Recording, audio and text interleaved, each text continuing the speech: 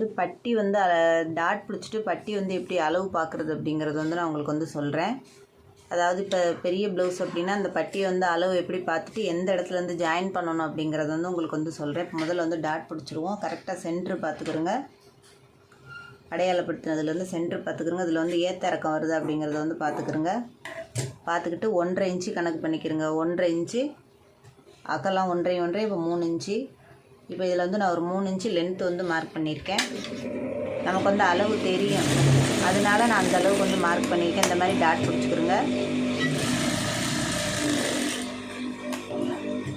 இப்போ இது வந்து அப்படியே சென்ட்ரு, இந்த ரெண்டையும் வந்து கரெக்டாக ஒன்று சேருங்க.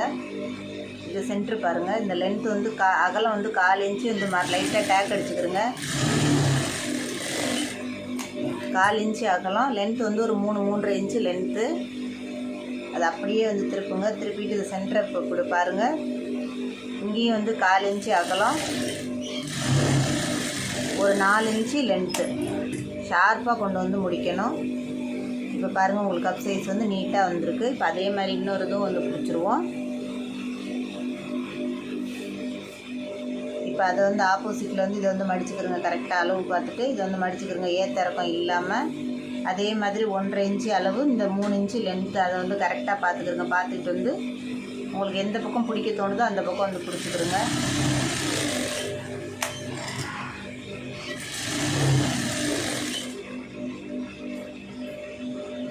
அதே மாதிரி இந்த பக்கமும் கரெக்டாக வந்து 2 பக்கமும் சேர்த்துக்கிறோங்க. 1/4 இன்ச்சு அகலம், ஒரு 3.5 இன்ச்சு அளவுக்கு 3 இன்ச்சு 3.5 இன்ச்சு அளவுக்கு வந்து லென்த்து. அதே மாதிரி இதையும் கரெக்டாக நேராக ப்ரெஸ் பண்ணி அமுக்கிக்கிறோங்க. டேக் அடிச்சிருங்க. இப்போ பார்த்தீங்கன்னா கப் சைஸ் வந்து கரெக்டாக வந்துருச்சு. இப்போ இது நான் வந்து ஜாயின் பண்ணுறது உங்களுக்கு வந்து எப்படின்னு வந்து சொல்கிறேன்.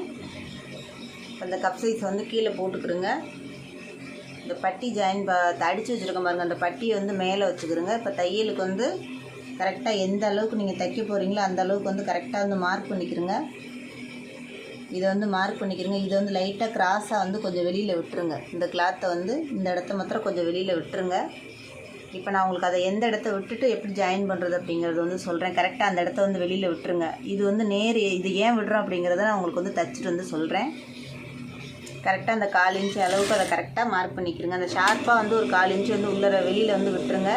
இப்போ இதை அப்படியே மடிச்சுக்கிறோங்க.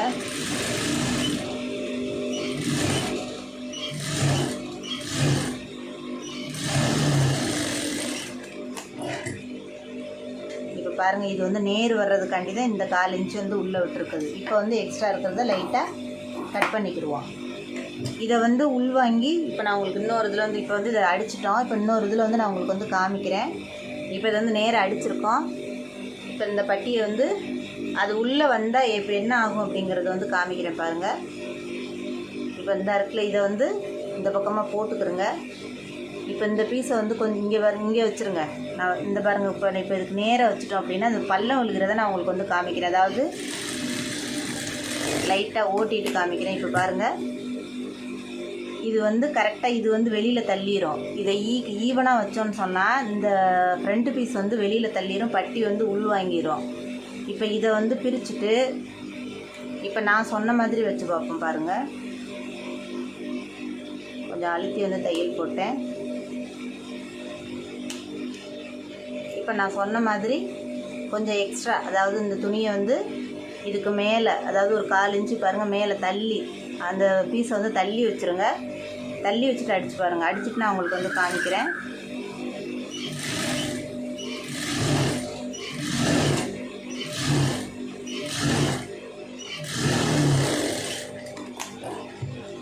இப்போ பாருங்கள், இப்போ இது வந்து கொஞ்சம் தள்ளி வந்திருக்கிறதுனால நமக்கு வந்து இது வந்து நேர் கரெக்டாக வந்துடும். எக்ஸ்ட்ரா இருக்கிறத நம்ம வந்து இப்போ கரைச்சி விட்டுக்கலாம். இப்போ அதே மாதிரி தான் இந்த பட்டியும்.